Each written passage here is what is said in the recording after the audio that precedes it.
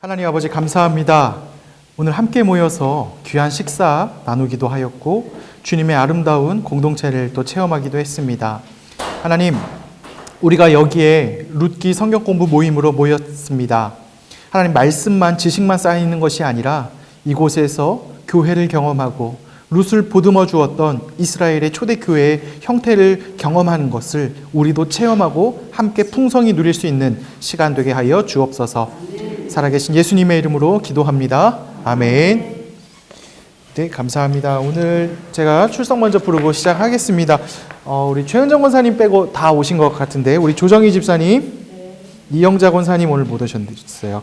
김명희 권사님, 이회성 권사님, 강미리 집사님, 민미 집사님, 김행실 권사님, 강순애 권사님, 윤성현 집사님. 네, 감사합니다. 오늘 이영자 권사님께서는 시아버지 소천으로 장례식장에 참여하셨습니다. 네, 오늘 8번째 시간입니다. 우리가 12월 마지막 주에 끝납니다. 그래서 이제 몇 번이 남지 않았는데요. 어두운 밤길을 지나 타작마당으로 이제 3장인데요.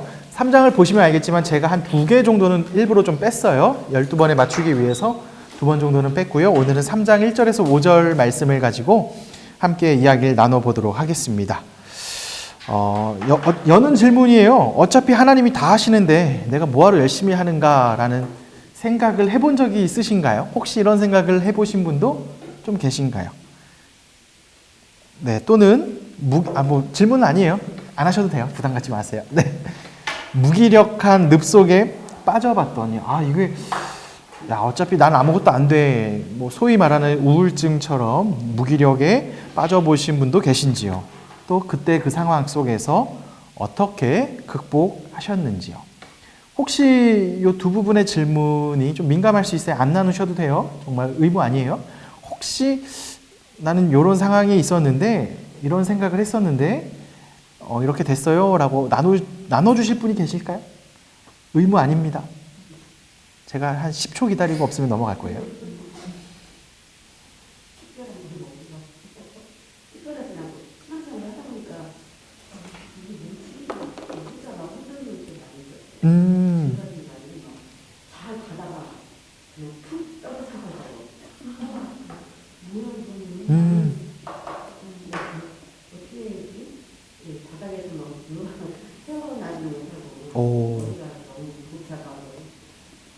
그럴 때가 엄청 그러다가 좀 가다가 또 한 번씩 그냥 떨어지고 그러는데요. 굉장히. 네. 이렇게 계속 하고 있는 건가? 계속 해야 되나? 말하겠다. 신년 계절사는 날 추워지면. 그놈의 로뎀나무 빛이 그렇게 그립더라고요. 근데 이거 굉장히 힘들다는 얘기. 살아생전에 계속 그러신다고 하는 거. 그럼 번아웃과 이런 땅 파고 들어가는 경험 하셨을 때 어떻게 또 지금 여기 계시다는 건 괜찮으셨을까? 여기 계신 거잖아요. 뭐 이렇게 상황처럼 그랬다가 괜찮았다가 또 그랬다가 성격 탓인가 봐요. 안 그렇다면 차분하게 믿음만 갖고 그냥 전진에 나가는 사람들은 저는 원래 좋은데 저 같은 경우는 좀 가다가 또 생각하고 나서 툭 떨어져가지고 바다로 가려가지고 막 그러다가 또 괜찮다. 이럴 때는 제가 나는 어차피 교회를 다니는 사람이야. 나는 믿음 생활을 해야 돼. 거기서 나는 중단할 수 없고 그 혼자서 막 그래갖고 그래 내가 뭘 해야 되겠다. 기도를 해볼까? 새벽 제대는 쌓여있지 않으면 신화 기도를 이제 막 20일을 작정을 해본다든가 아니면 5점만 이제 절식을 해본다든가 그래서 혼자서 막 살으려고 막 발버둥을 이제 그렇게 빠져서 죽을 것 같은 거예요. 막 이때 혼자서 살으려고 막 발버둥 쳐가지고 그러다 보니 나도 모르고 어디 의식이 있어요. 맞아요. 나도 모르는 사이에 어느새 회복이 되어 있다. 맞아요. 아까 우리 윤성현 집사님이 재밌는 얘기 하나 하셨는데 꾸준히 잘하시는 사람이 있는 것 같아 보인다고 했잖아요. 그 사람도 그러지 않을 거예요. 맞아요. 아니 왜 부흥 집회 가면 하나님 은혜를 받고 여태까지 왔습니다. 그래서요. 그 여태까지의 점점점은 그럼 그 부분은 계속 넘어지셨을까요? 그렇겠죠. 부흥의 모든 사람의 점점점이 다 사라진 하나님의 맞아요. 근데 하나님께 감동을 받고 마음이 치유돼서 이렇게 행복하게 살아라고 하면서 그 20년의 세월을 점프해서까지 쭉 얘기해 주시는데 저는 그 점점이 되게 힘들거든요. 맞아요. 그러니까 저도 그게 되게 힘들어요. 성격이 이렇게 항상 들쑥날쑥한 성격이라 믿음 생활도 들쑥날쑥하게 하더라고요. 제가 말씀드렸지만 기질. 하나님 제가 저번에 말씀드린 것처럼 그래가지고 들쑥날쑥하더라고요. 맞아요. 그 큰 렌즈로 보면 왜 예전에 글 쓰시는 작가가 인생은 멀리서 보면 희극인데 가까이에서 보면 굉장히 비극이라 이야기를 하잖아요. 긴 호흡으로 보면 지금 권사님들도 지금 사신 삶의 자리에서 이제 한 30년 사셨으니까요. 한 33년에서 이제 과거 이제 딱 보시면 하나님의 은혜죠. 은혜라고 고백할 거예요. 근데 그 디테일한 한 지점을 가보면 뭐 자녀가 막 사춘기 때 막 속 뒤집어질 때 그 상황을 보면 어휴 막 그러시기도 하고 또 누군가는 뭐 남편과의 관계가 굉장히 어려웠을 때를 생각해 보면 어휴 뭐 그때는 정말 죽을 것 같고 숨도 안 쉬어질 것 같은데 길게 보니까 모든 것이 하나님의 은혜라고 말하는 거죠. 근데 이게 우리가 착각하시는 게 신앙이 좋은 분들은 한결같이 믿음 좋게 쫙 간다라는 건 없어요. 엘리야 선지자도 그 대단한 엘리야도 진짜 바알 선지자들 500명을 때려잡고 했는데도 그 쫓기는 몸이 됐을 때 엄청난 로뎀나무 밑에서 자살을 기도하죠. 나 차라리 죽여달라고 하나님. 요나도 그 니느웨에 갔을 때 현타가 오고 막 고래 뱃속에서 살아난 체험을 했는데 그 약발이 오래 안 가요. 오래 안 가요. 우리 삶은. 그런데 그 하나의 에피소드 때문에 좌절해서 끝났냐? 그렇지 않은 거죠. 하나님의 은혜라는 이유는 그런 많은 패턴들이 있지만 또 회복이 되고 어느새 회복이 되고 그러니까 이 사이클이 점점 줄어드는 것 같아요. 이 사이클이 좀 줄어들고 회복 탄력성이 좀 생기고 그러다 보면 어느새 나는 이제 이 상황에 아무렇지 않은데 누군가는 이 상황에 시험을 받아요. 예를 들어 교회 일을 할 때 왜 산전수전 공준전 다 겪으신 우리 권사님 집사님들은 뭐 누가 뭐 예를 들어 뭐 식당 봉사를 해. 밥이 뭐 깍두기가 오늘 뭐 덜 익었어. 그럼 누가 뭐 깍두기가 뭐 꾸시렁꾸시렁 할 수 있잖아요. 산전수전 공준전 다 겪은 권사님들은 이거 먹지 마십시오 이러고 아무렇지도 않아요. 근데 막 이제 막 내가 설레이는 마음으로 봉사를 했는데 내가 교회에서 봉사를 했는데 욕바가지를 먹고 있으니 막 시험에 빠지고 막 교회를 못 다니는 이게 맞네 뭐 이럴 수 있잖아요. 근데 이제 신앙이 점점 성장해지면 이제 또 이게 신앙이 장성해지면 점점 탄력성들이 생겨서 또 남을 돌보기도 하고 또 그러네 또 나도 가끔 어느새 또 좌절하기도 하고 또 근데 공동체에서 다시 일어나기도 하고 저는 그 맥락인 것 같아요. 오늘 성경이 3장에서 왜 이야기를 시작하냐면요. 나오미가 1장의 끝에서는 극도의 절망감이었고요. 그래서 2장이 시작될 때 나오미는 굉장히 소극적이었어요. 죽어 못 산다. 그냥 내 진짜 죽지 못해 산다. 며느리가 그 곡식 얻으러 간다고 할 때 그래 그냥 가봐라. 뭐 요 정도였다면 오늘 3장의 나오미의 태도는 굉장히 적극적입니다. 오늘 3장 말씀 같이 한번 읽고 시작해 볼게요. 3장 1절에서 5절 말씀인데요. 한 절씩 교독하죠. 제가 1절, 여러분이 2절, 5절은 같이 읽게요. 룻의 시어머니 나오미가 그에게 이르되 내 딸아 내가 너를 위하여 안식할 곳을 구하여 너를 복되게 하여야 하지 않겠느냐.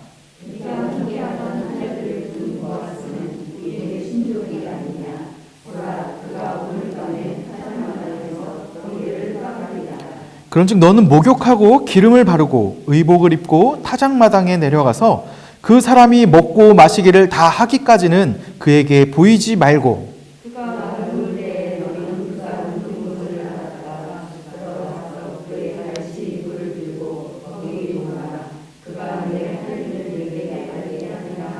같이 읽겠습니다.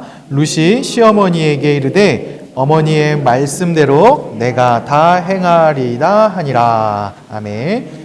네, 우리 3장은요 전체 구조 그냥 살짝만 먼저 볼게요. 뭐 크게 중요하진 않아요.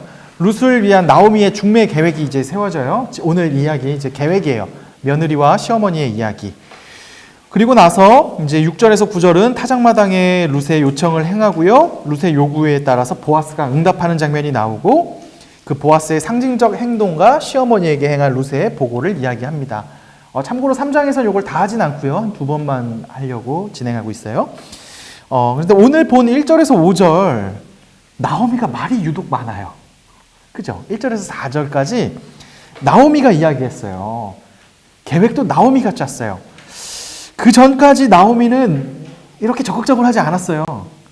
그냥 남편 따라 갔다가 오니까 며느리한테 야 오지 마라 와봐야 뭐 이런 속된 표현을 하면 나 와봐야 나랑 와봐야 인생 힘들다 너네 돌아가라 오지마 하고 나는 절망이야 나는 우울해 나는 불행해 그렇게 왔고 2장에서도 며느리가 뭐 곡식가지로 간다니까 그래 그냥 가봐라 그러고 그냥 죽지 못해서 살고 있어요. 2장까지. 근데 나오미가 바뀌는 장면이 바로 이 3장입니다. 질문 대화도 뭐 이렇게 나오는데요. 질문과 긍정문, 명령문 이렇게 나오는데 뭐 다 중요한 건 아니고요. 항상 요 가운데 X 잘 들어보아라. 오늘 밤에 그가 타작마당에서 보리를 까부술 것이다. 요 사이에서 무엇을 해야 될지 이제 시어머니가 며느리한테 구체적으로 목욕하고 향수 바르고 고운 몸으로 단장하고 있어서 내려가라. 그래 발치에 누워라. 누워 있어라. 라고 이야기하는 장면이 이제 나오게 됩니다. 나오미가 생각하고 있는 계획 두 가지는요. 이 계획은요. 두 가지를 함축하고 있어요. 내가 너를 위해서 안식할 곳을 구해서 너를 복되게 해야 되지 않겠냐. 그리고 함께한 하녀를 둔 보아스가 우리 친족이 아니냐라는 전제점으로 이 나오미가 이제 며느리에게 이런 계획을 가지고 이야기를 하고 있습니다. 뭐 계획을 구체적으로 들어가면 재미없으니까 이 정도만 보고 할게요. 하나 중요한 것은요.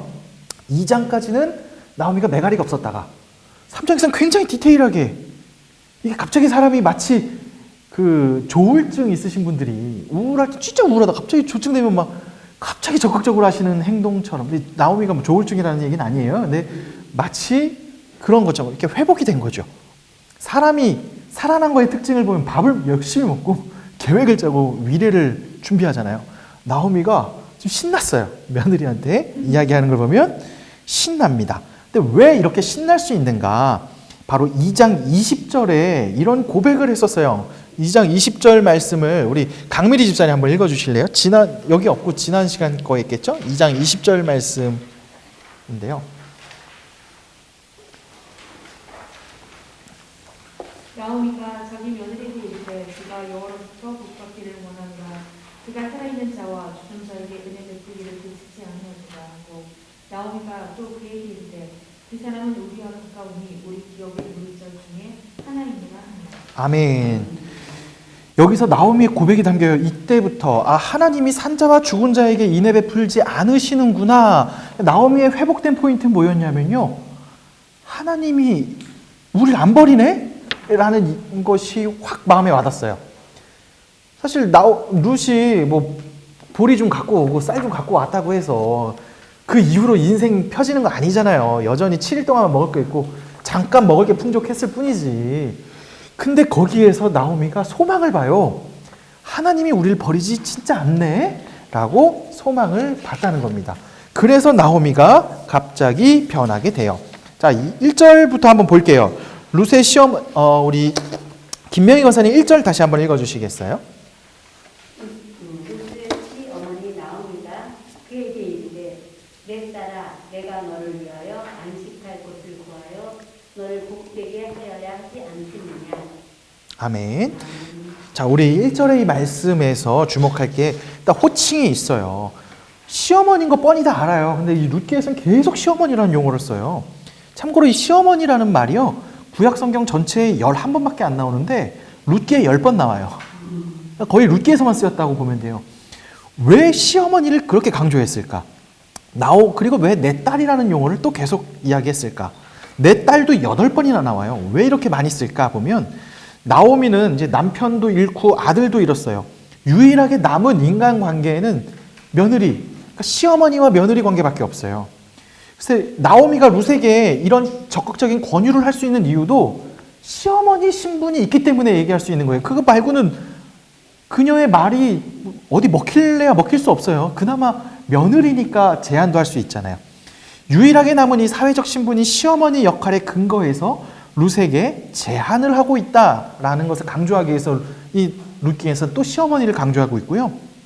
게다가 근데 이게 며느리야 얘야 뭐 이런 게 아니라 내 딸아라는 호칭을 계속 써요. 이건 빈말이 아닌 걸 알아요.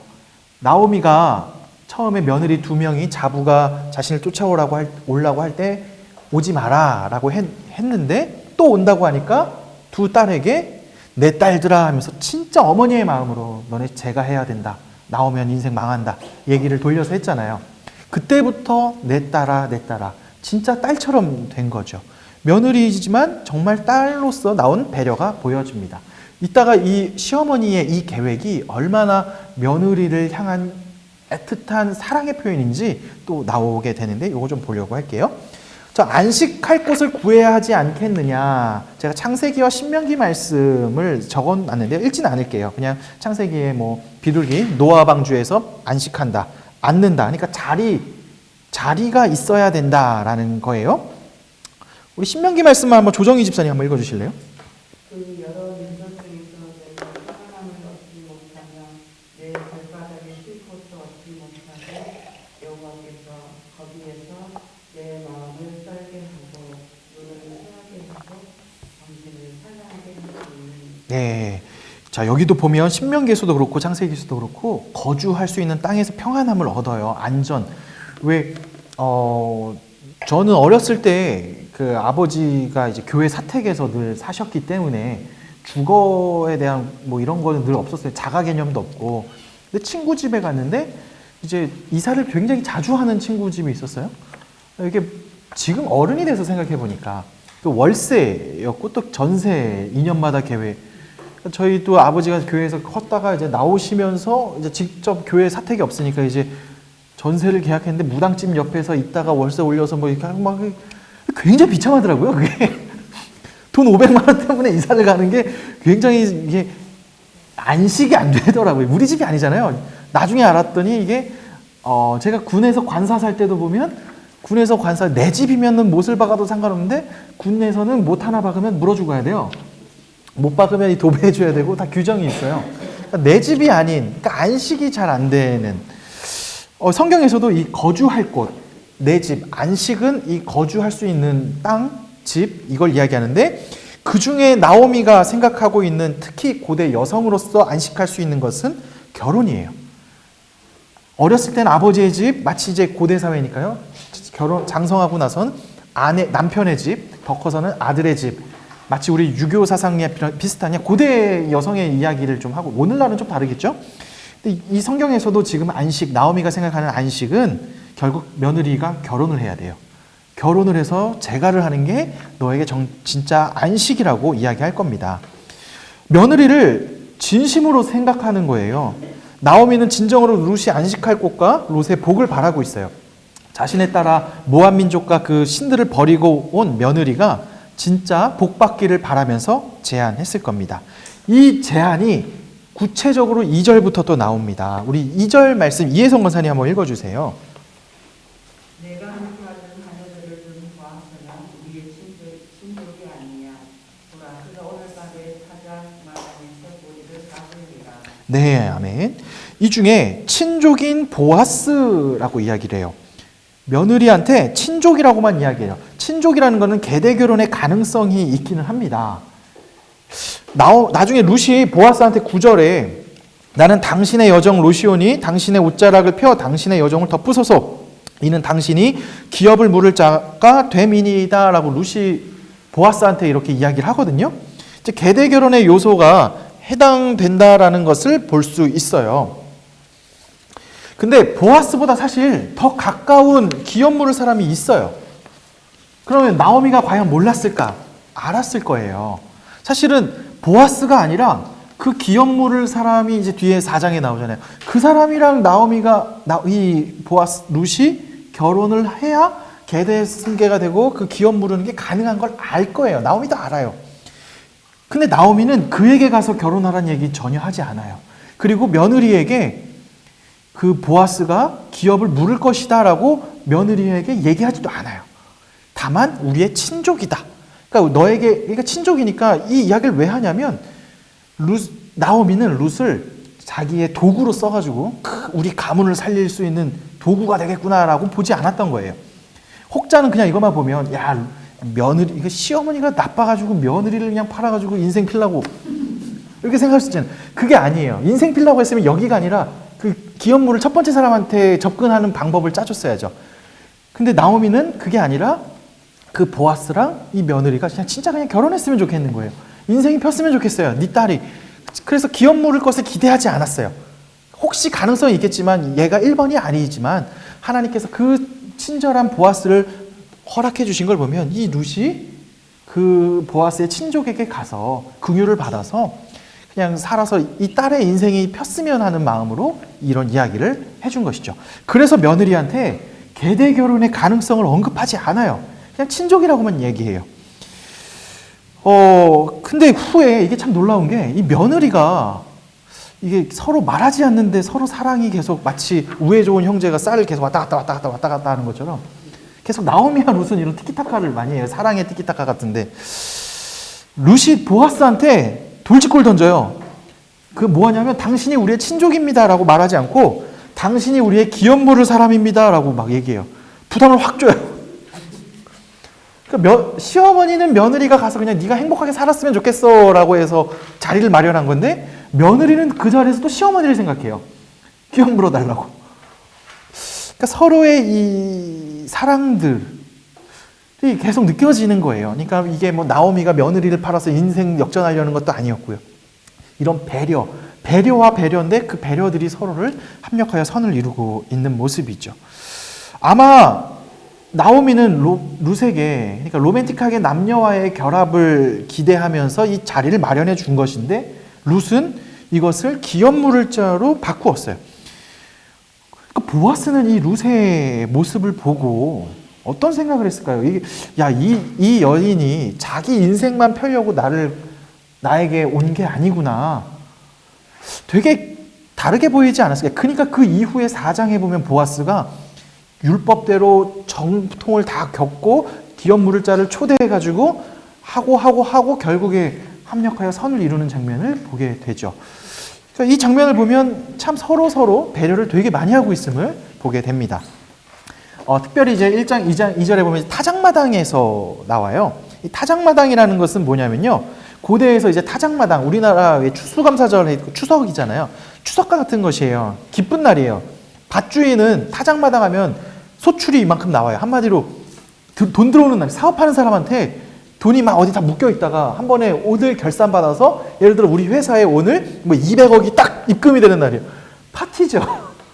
직원들이랑 딱 이렇게 신나는 돈 주고 사장님, 지금 밭주인은 사장님의 그 넉넉한 마음의 상태예요. 그 밭에서 일하던 이제 정규직이었던 이제 남자들 여자들도 그날은 신나는 날이에요. 같이 술 마시고 놀고 기쁜 날이에요. 막 이런 상황이에요. 그러니까 타작마당에서 이런 마음이 기쁠 때 며느리한테 가서 해라라고 시어머니가 이야기를 해주고 있어요. 그런데 동시에 이 타작마당에는 우리나라의 그 물레방앗간과 같은 이미지가 또 있어요. 사실 아까 이 타작마당에서 일하는 사람들이 남자들은 하고 여자들은 묵고 그래서 서로 남녀가 같이 이제 분업해서 일을 해요. 따로 일하는데 타작마당은 결산을 거두는 날인데 먹을 건 풍요롭고 술도 많고 남자 여자들 다 모여서 하다 보니까 거기서 이제 고대부터 조금 그런 물레방앗간과 같은 이미지가 있어요. 신명기에서도 그렇고 호세아서에서도 계속 그런 이미지가 있는데 그런 이미지도 있다라는 상황 속에서 지금 나오미는 며느리에게 가라라고 이야기를 한 거예요. 어떻게 가라라고 이야기하냐면 이제 3절의 이야기로 진행됩니다. 우리 강순혜 권사님 한번 3절 말씀 읽어주실래요?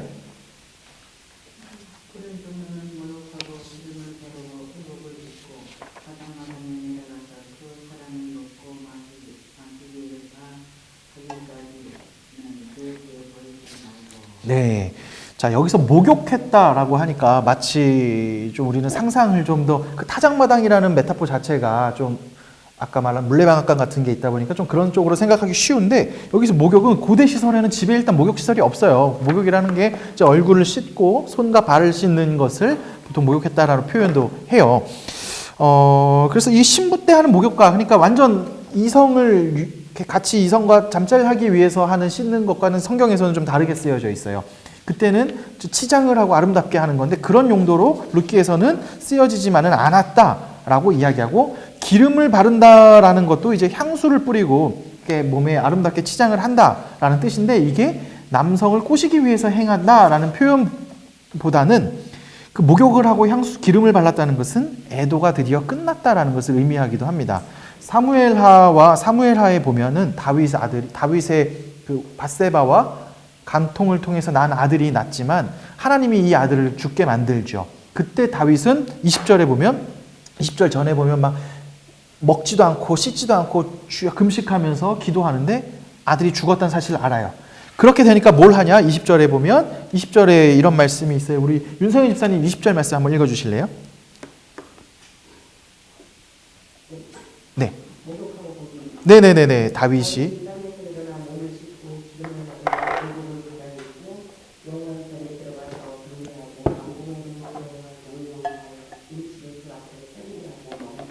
네.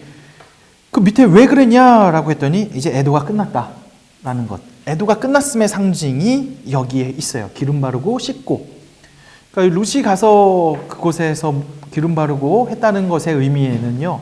나오미와 룻의 애도의 기간, 비극적이고 좌절해 있고 슬퍼했던 그 모든 기간이 이제 끝났고 하나님에 대한 소망의 관계로 바뀌었다라는 것을 또 담고 있음을 성경은 말하고 있습니다. 자, 그래서 고운 옷으로 단정하라라는 것은 이제 뭐 뒤에 이제 사무엘하와 창세기에서도 나오게 됩니다. 이제 그리고 4절로 한번 넘어가 볼게요. 이 얘기는 더 할 건 없을 것 같고요. 4절 말씀인데요. 우리 민미 집사님, 민미 집사님 말고 우리 김행식 권사님께서 다음에 김행식 권사님께서 먼저 4절 한번 읽어주시겠어요?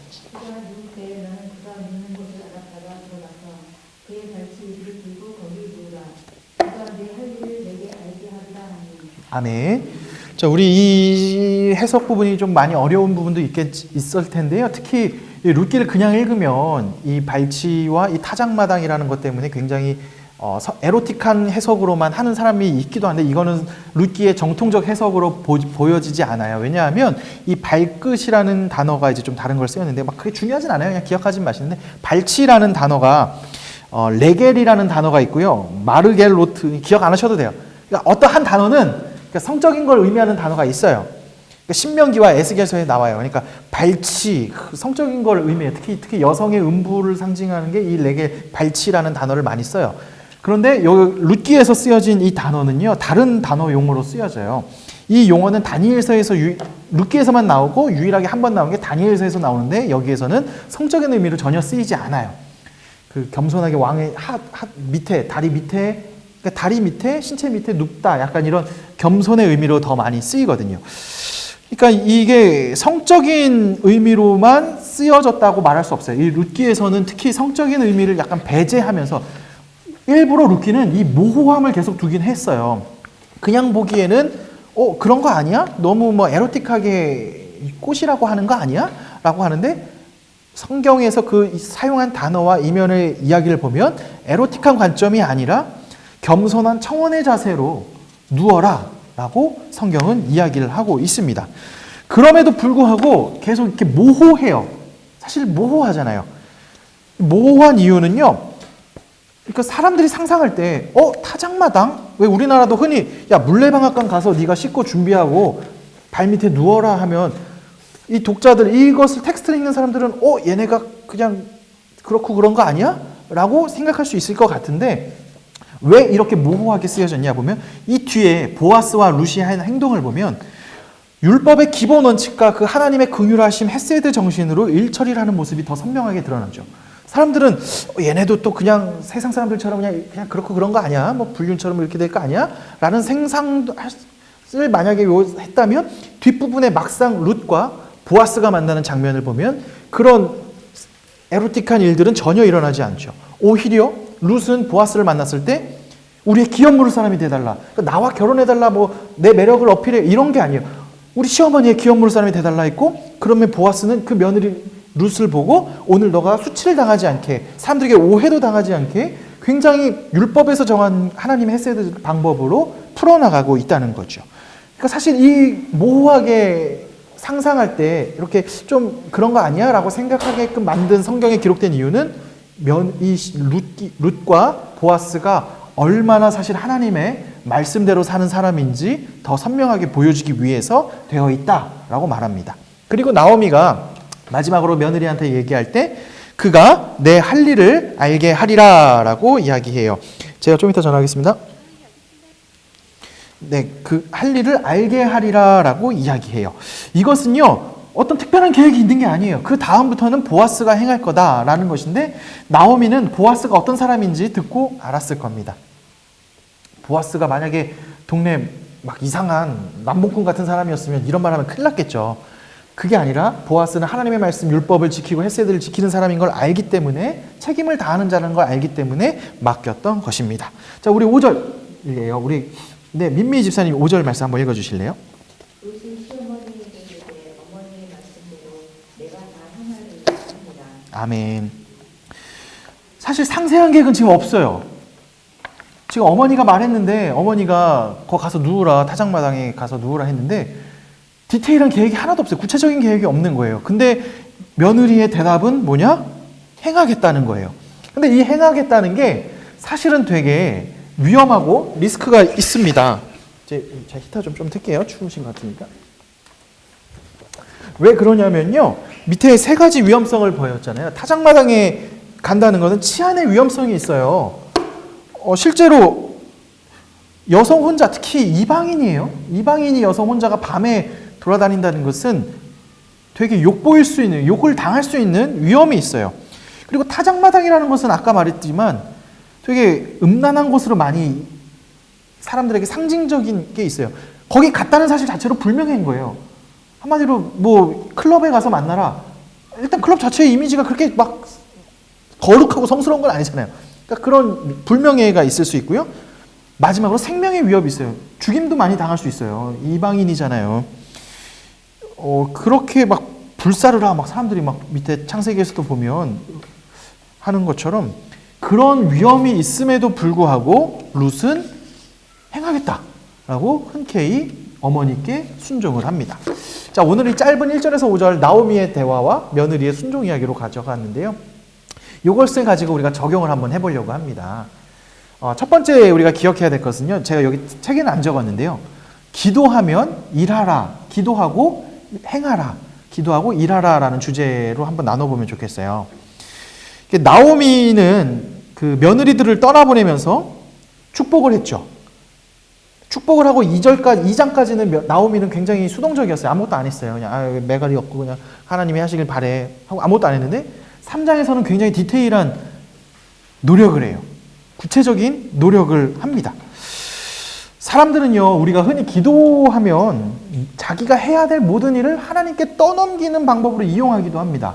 제가 옛날 고등학교, 중학교 때 수련회를 갔다가 지금 생각해보면 그 비유는 적절치 않은 목사님의 설교였는데 무슨 이야기냐? 그러니까 교회에서 기도 열심히 하면 의대도 못 갈 애가 의대를 갔다 하면서 꼴찌하던 애가 미달이 나서 의대에 갔다는 이야기를 해서 막 애들이 오 했는데 생각해보면 그건 말이 그게는 그게 건강한 설교는 아니었어요.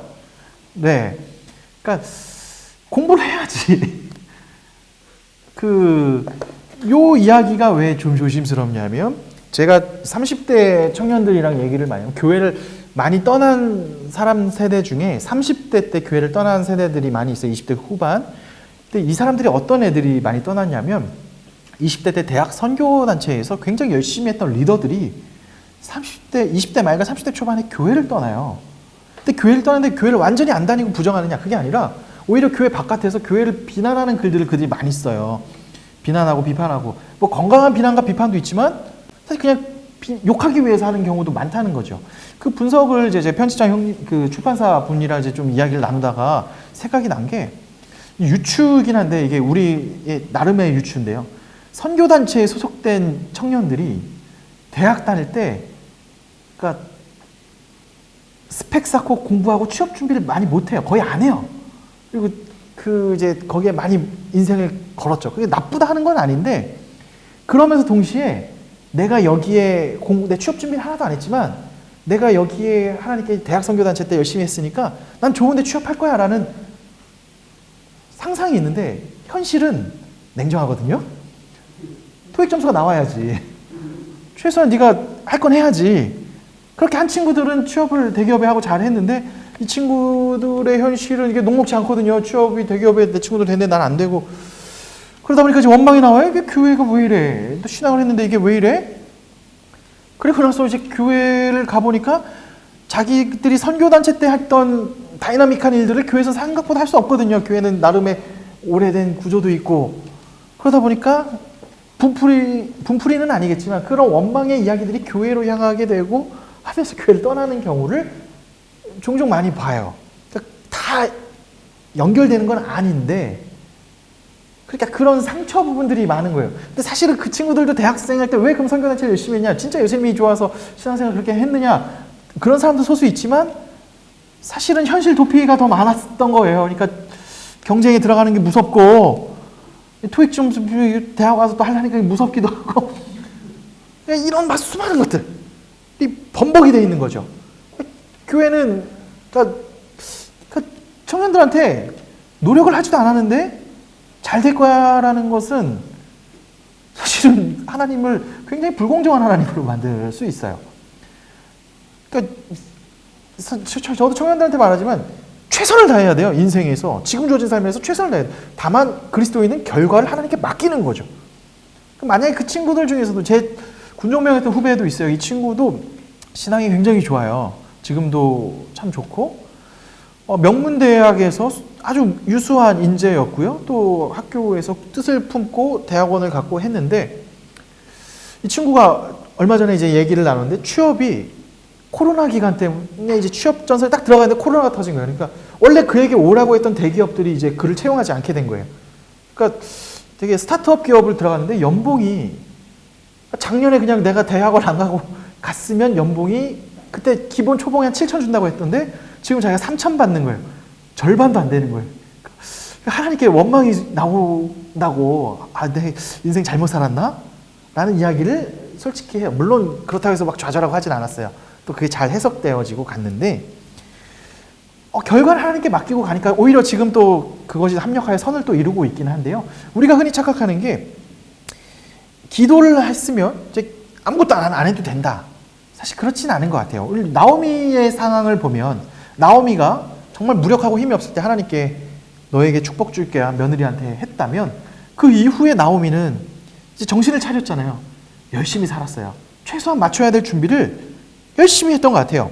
룻은 우연한 발길에 보아스의 밭에 이르게 하시고 보아스의 마음을 열어 룻에게 호의를 베푼 것이 하나님의 섭리라는 걸 깨달았잖아요. 나오미가. 그 섭리를 깨달았으면 그 다음부터는 나오미도 나도 열심히 해서 이 며느리에게 해줘야 될 것을 열심히 최선을 다해서 해주는 것을 본 거예요. 이게 오늘날 교회에도 해당되는 것 같아요. 교회에서 봐야 될 것은 하나님의 일하심을 보는데 진짜 아무것도 안 하고 보는 건 아니잖아요.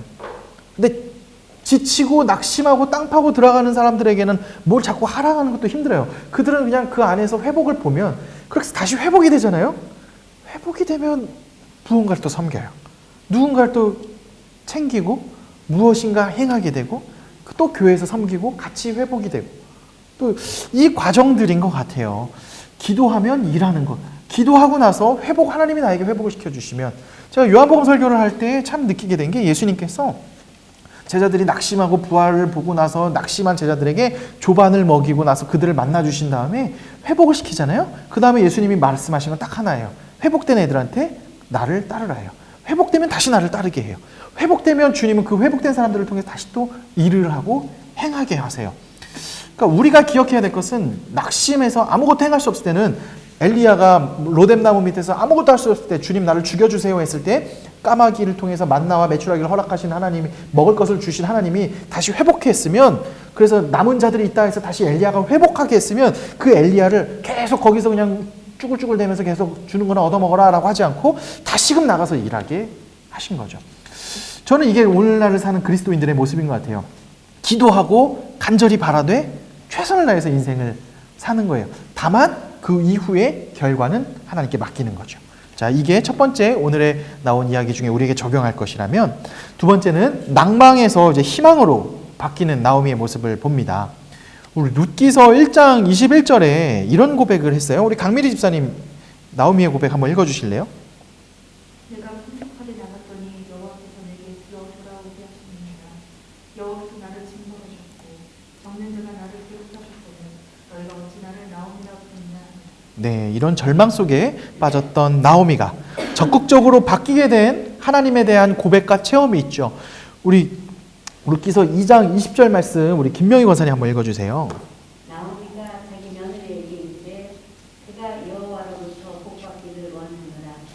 그가 살아있는 자 죽은 자에게 은혜 베풀기를 그치지 아니하도다 하고 나오미가 또 그에게 이르되 그 사람은 우리와 가까우니 우리 기업을 물을 자 중에 하나이니라 하니라. 아멘. 저 여기 놀라운 게 있죠. 나오미가 하나님의 살아계심, 하나님의 약속, 하나님의 만지심을 고백하고 체험했잖아요. 그러면 삶이 바뀌어요.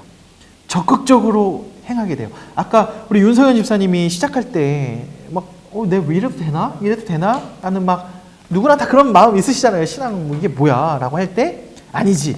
그래도 내가 다시 해봐야지 하면서 내 기도를 더 해보자 하는 등등 결단을 하시게 되잖아요. 그 적극적인 행동에 마음을 주시는 분도 아마 하나님이실 거예요.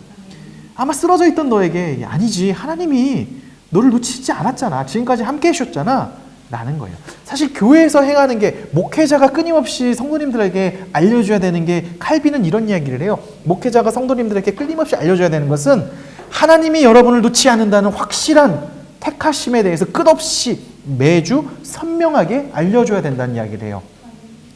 제가 할 역할 중에 가장 선명한 거는 하나님이 우리 권사님 집사님들 한 명 한 명 태중에서 불러서 너는 내 딸이야. 내가 너를 위해서 십자가에 달려 죽었어. 너는 세상에서 너 하나뿐이 없는 존귀한 존재야 라고 말씀해 주신 하나님의 선명한 사랑의 이야기죠. 이러니 좌절하지 않을 수 있는 거죠. 그러니 지금은 내가 비록 지금 좌절하고 낙심하고 땅 파고 들어갔지만 다시 일어설 수 있는 힘을 주시는 거예요. 우리가 믿음이라는 게 뭐냐면 과거에 하신 하나님의 역사하심을 믿는 거. 과거에 하나님이 뭘 하셨어요? 우리 위해 십자가에 달려 죽으셨어요. 그 사실을 믿어요. 그 하나님이 오늘 하시는 일들을 믿는 거예요. 그래서 그 하나님이 오늘의 나를 살리시는구나를 고백하는 것이고 여기에 대해서 소망을 갖는 건 뭐냐면 과거의 나를 위해서 일하셨고 지금도 나를 위해 일하시는 하나님이 내일도 일할 거라는 믿음, 소망, 이게 신앙이에요. 그래서 사실 과거를 보는 게 중요한 게 권사님들의 삶의 자리에서 지금 10년 전의 삶들, 지금까지 살아오신 삶들의 과거를 돌이켜봤을 때 모든 것이 하나님의 은혜입니다라고 고백하는 것이 중요한 게 그 모든 것이 하나님의 은혜입니다라고 하는 고백에는 그 하나님이 지금 내 삶에 여기 있는 것도 은혜임을 고백하는 것이고 더불어 앞으로의 삶에도 하나님의 은혜라는 걸 고백하는 거죠.